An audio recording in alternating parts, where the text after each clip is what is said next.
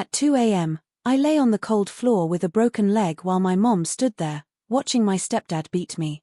I remember the taste of blood, the sound of my own crying, and one terrifying thought repeating in my head: if I don't save myself tonight, no one ever will. My name is Harper Lane. Please don't come in, I whispered to myself when I heard Ethan's footsteps dragging across the hallway. His steps always had that slow, angry rhythm when he'd been drinking. The door swung open anyway. "Why are you awake?" he slurred. "You think you can ignore me now?" "I'm just studying," I said, trying to keep my voice steady. "I'm not bothering anyone." "You're always bothering someone," he muttered, stepping closer. "Ethan, please, just go to bed," I said. My hands were shaking so hard I tucked them under my blanket. He laughed. "You don't tell me what to do in my own house." "It's not," I stopped before I made it worse. "What was that?" he snapped. "Nothing." I didn't say anything. He grabbed my arm. It wasn't hard at first, just controlling, just enough to remind me who held the power. "You're getting real smart with that mouth lately." "I'm not," I whispered. "I swear I'm not." His grip tightened. "Don't lie." "I'm not lying." I pulled back instinctively. That was the mistake. He shoved me. The floor rushed up at me, and then a sharp crack tore through my leg. I didn't feel the pain at first. I just heard myself scream. "Stop yelling," Ethan growled. "You'll wake your mother." Good, I thought. Wake her. Make her see. Make her finally choose me. I clawed at the floor. "Mom. Mom, please." Her shadow appeared in the doorway. "Sarah." I cried. "I need help, I think something's wrong with my leg." "Harper," she said softly, "don't make him angry." I stared at her, not believing the words. "Mom," he pushed me. Ethan sneered. I didn't touch her. She fell, being dramatic like always. I didn't, I gasped as the pain finally kicked in, hot and blinding. "Mom, please, I can't move." She wrapped her arms around herself. "Harper, stop. You're causing a scene." "A scene?" My voice cracked. "I can't even stand." Ethan stepped toward me again. "Get up." "I can't." "Get up." "Ethan, leave her," my mom whispered, but it had no force behind it. It never did. He pointed at me. If she learned to listen, this stuff wouldn't happen. I looked at my mom for help, real protection, but she looked at the floor. That hurt worse than anything inside my leg. "Mom, please look at me," I whispered. "Please." She didn't. And something inside me, some final fragile thread, snapped right along with my bone. Ethan walked out, muttering about disrespect. My mom stayed frozen a moment longer, then finally backed away like she was scared of both of us. When the hallway went quiet, I pressed my hands to my face. I couldn't stop shaking. "Why didn't she help me?" I said out loud to no one. "Why didn't she choose me?" A memory flashed, my dad lifting me onto his shoulders when I was little, saying, "I'll always protect you, Harper Bear." But he was gone. He left and never came back. Then Lily's voice echoed from earlier that week. "Something feels wrong in your house. You don't look safe anymore." I had laughed it off. My mom would never let anything bad happen. Now I lay on the cold floor, sobbing into the carpet fibers, wondering how I could have been so wrong. "Breathe, Harper," I whispered to myself. "Just breathe." I tried moving my leg, lightning shot up through me. I cried out, then covered my mouth, terrified Ethan would return. No one was coming. Not my mom. Not Ethan. Not my dad. The silence made that truth clear. As I closed my eyes, shaking uncontrollably, a quiet thought formed, small, trembling, but alive. I have to survive this. Even if I have to crawl. Even if I have to save myself alone. And for the first time in my life, I believed it. I spent the first morning after the fall trying to stand. My leg screamed at me, but I forced a smile when my mom walked by. "Sarah, can you take me to a doctor?" I asked quietly. She didn't look at me. "No. They'll ask questions we don't need." "What questions?" "I'm hurt." "You'll heal," she muttered. "Just stay off it." "Mom," I heard something snap. She stopped in the doorway. "Harper, drop it. Please." That word, please, felt like she cared more about silence than me. When she left, Ethan strolled in like nothing had happened. Morning, he said, opening the fridge. You want cereal? I stared at him. My leg is injured. He shrugged. Accidents happen. It wasn't an accident. He shot me a warning look. Watch it. I swallowed the words burning my throat. Fine. Later, when they were both busy, I pulled a notebook from under my mattress. I whispered to myself as I wrote, Tuesday, leg still swollen. Mom won't help. Ethan pretending he did nothing. Writing was the only place I didn't feel crazy. 2 days later, Lily knocked on the front door. I tried to walk straight, but she caught my arm. Harper, you're limping. I'm fine, I lied. She crossed her arms. No, you're not. What happened? I tripped. Try again. Lily. She stepped closer. What did he do? The question hit me so hard I couldn't breathe. Please don't make me say it. Harper, she whispered, her eyes filling, I've been scared for you. Tell me. I looked away. He pushed me. My leg, something's wrong. She covered her mouth, tears spilling out. Why didn't you call me? Why didn't your mom? Oh my God. She said people would ask questions. Good. People should ask questions. Lily, stop, I whispered, panicked. If Ethan hears you. I don't care if he hears me, she snapped. Then softer, you can stay with us. My mom will help. Please come home with me. I can't. Yes, you can. No, Lily. My voice cracked. If I leave, he'll punish her, or me. Or both. She grabbed my hands gently. I hate this. I hate that you think you deserve to stay here. I never said I deserved it. You're acting like it. Her words stung because she was right. But fear sat in my chest like a chain. That night, I overheard Ethan's voice through their bedroom door. She's getting too moody, he whispered. I need to teach her some respect again. My heart dropped. My mom whispered back, not now. She's still injured. So what? She needs discipline. I stepped away from the door, shaking. For the first time, fear didn't freeze me, it lit something sharp inside me. I'm not your prisoner, I whispered to myself.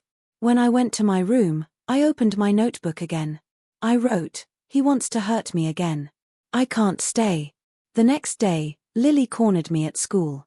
You're walking worse, she said. Harper, this is serious. I know. So, will you let me help you? I need time, I said. I'm thinking. She exhaled. Okay. Just don't wait until it's too late. Her voice trembled on the last word, and it haunted me all afternoon. That night, I made my first move. I pulled $40 from my drawer and tucked it into the lining of my backpack. The next night, I photocopied my birth certificate at school before anyone noticed. The next morning, I packed a change of clothes and shoved it behind the boiler in the basement. Each action was small, almost invisible. But each one whispered the same truth, I'm not staying forever. One evening, my mom knocked softly on my door. You okay? She asked. No, I said. But you already know that. She flinched. Harper, things are complicated. No. You just don't want to deal with the consequences. She opened her mouth, then closed it. I'm trying. No, I said again. You're surviving. I'm the one trying. She left without another word. When I lay down that night, staring at the ceiling, I didn't cry. I planned. For the first time, my fear wasn't bigger than me. And I knew the day was coming when I would run far and fast before he ever touched me again. The night everything unraveled didn't start with yelling. It started with silence. I walked into the kitchen and saw my mom sitting at the table, mascara streaking down her cheeks. Mom, I said softly. What happened? She didn't answer. She just wiped her eyes like she didn't want me to see. Mom, talk to me. Before she could speak, the front door slammed so hard the walls shook. Ethan stormed in, breathing heavy like he'd run from somewhere. Where is she? He shouted. Where's the girl who's been telling lies? My stomach tightened. What lies? He pointed at me, shaking with anger. Someone called the school. Asked why you're limping. Asked if something happened at home. My throat closed. Lily. I wanted to protect her, but I also wanted to cry with relief that someone cared enough to risk this. Ethan stepped closer. What did you tell them? Nothing, I said. I didn't say a word. Bull, he snapped. Someone had to. And you're the only one who'd benefit from making me look bad. I didn't report anything. You expect me to believe that, he yelled, grabbing my arm. I yanked back. Let go of me. You're putting this family in danger, he growled. You're trying to ruin my reputation. I didn't tell anyone. My voice cracked, but it wasn't fear this time, it was fury. But maybe I should have. His eyes widened. What did you just say? I said maybe I should have told the truth. All of it. He tightened his grip. You think you're brave now? I'm done being scared of you, I snapped. That was the moment something inside me shifted, fully and finally. I wasn't shrinking. I wasn't whispering. I wasn't apologizing. My mom stood from the table, panicked. Ethan, stop. Please stop. Stay out of it, he barked. No, I said, matching his tone. She should hear this too. His grip tightened again. You're pushing your luck. I don't care, I said. I'm done being quiet. He pulled me toward him. You don't get to be done. Yes, I do. I yelled right in his face, shocking even myself. I'm not scared anymore. He froze for half a second like he didn't recognize me. Then he turned on my mom. This is your fault. You let her disrespect me. My mom stepped between us. Ethan, enough. He shoved her aside.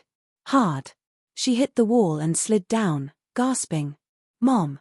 I cried, reaching toward her. She looked up at me with wide, terrified eyes, the same fear I had lived with for years. In that moment, everything clicked. She wasn't evil. She wasn't choosing him. She was drowning. But she had let me drown with her. Ethan came toward me again.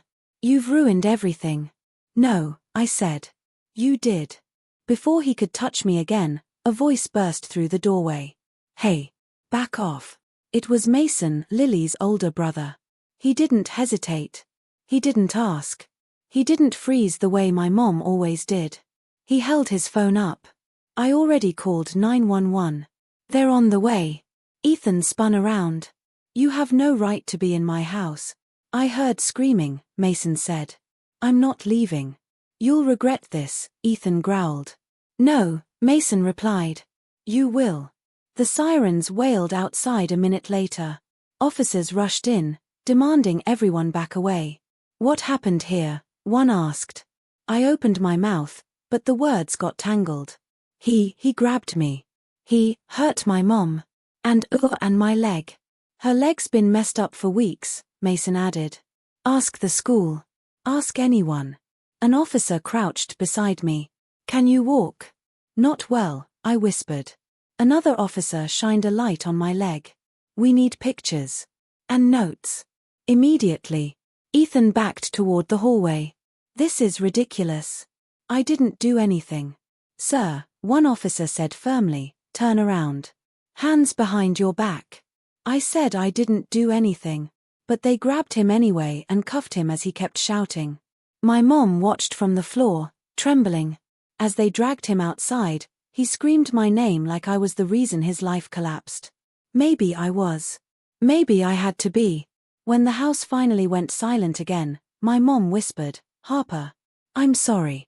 I looked at her, really looked, and felt something inside me go cold. I know, I said. But sorry isn't enough. I walked past her, out the door, and didn't look back. Not this time. Not ever again. The first week living with Lily's family felt unreal, like I was floating above everything instead of living it. Every night I lay awake, staring at the ceiling, listening for footsteps that would never come. One morning, Lily knocked on my door gently. You okay? She asked. I don't know, I admitted. I keep expecting something bad to happen. She sat beside me. You're safe here, Harper. I don't know how to believe that yet. You will. She squeezed my hand. Give yourself time. Time helped, but slowly, painfully slowly. 4 months, I checked the locks 3, 4, 5 times a night. I jumped whenever someone raised their voice in the living room. I apologized for everything, even things that weren't mine to apologize for. One day, Lily's mom, Diane, sat with me at the kitchen table. "Sweetheart," she said, "you don't have to say sorry every 5 minutes. Force of habit," I whispered. "I know," she replied softly. "But you're allowed to relax now." I wanted to. I just didn't know how. Therapy became the only place where I finally said things out loud. My therapist, Dr. Ellis, always started with, "What feels heavy today?" "Everything," I said once, wiping my eyes. "I keep thinking trauma makes me weak." She shook her head gently. "Trauma doesn't make you weak. Surviving it shows your strength." "No one ever called me strong before," I said quietly. "Then I'll be the first," she replied. "But I doubt I'll be the last." I didn't believe her then. But she turned out to be right. My mom tried calling after Ethan's arrest. The first time, I stared at the screen until it stopped ringing. The second time, I clicked decline. The third time, I blocked her number. Lily saw me do it. "Are you sure?" she asked. "I don't have space for her anymore," I said. "Not after everything." "That's fair," she whispered. Weeks passed. I learned to breathe differently, slowly, without fear. One quiet afternoon, I sat on the porch wrapped in a blanket, feeling the sun warm my face. I didn't realize Mason had walked up until he sat beside me. "You look better today," he said. I let out a small laugh. "Better isn't hard. I used to look like a ghost." "You look strong," he corrected. I blinked at him. "Strong? Yeah." He leaned back. "You've been through hell and you're still here. Most people would have folded. You didn't. No one's ever said that to me." "Well," he smiled softly, "now someone has." I didn't expect tears to fall, but they did, quiet ones, running down my cheeks before I could stop them. "Hey," he said gently, "did I say something wrong?" "No," I whispered. "It's just relief. I've never cried from that before." He nodded like he understood completely. A few weeks later, the court finalized everything. I sat beside Lily and her mom when the judge said, "Harper Lane will remain under full protection until adulthood." I exhaled. For once, the world felt slightly less dangerous. Ethan was sentenced. My mom faced legal consequences too. Lily whispered, "That's karma." "No," I said quietly. "That's justice." For the first time, those two things felt different. Life didn't magically become perfect. I still had nightmares. I still woke up crying sometimes. But healing wasn't a straight line, it was a slow climb. One night, while sitting at my new desk, I pulled out a fresh notebook. Not the old one filled with bruises and fear. A clean one. I wrote, "This isn't a story about pain anymore. It's a story about rebuilding." Lily peeked in. "Writing again?" "Yes," I said. "But not the way I used to." She smiled. "Good. You deserve new chapters." I smiled back because, for the first time, I believed her. Later that evening, I stepped outside again. The porch light glowed softly, and I wrapped my arms around myself, not from fear, but from comfort. Mason walked out and leaned against the railing. "You seem calmer," he said. "I think I'm learning how to live," I replied. He nodded. "You're becoming someone powerful, you know." "I'm trying to become someone I can actually love," I said. "You're already her," he whispered. I looked at him, the wind brushing my hair across my face, and for the first time, I felt a warmth inside that wasn't fear or survival, it was hope. The girl who once crawled across a floor at 2 a.m. with a broken leg wasn't trapped anymore. She wasn't whispering. She wasn't apologizing. She was rising. I didn't just survive. I transformed.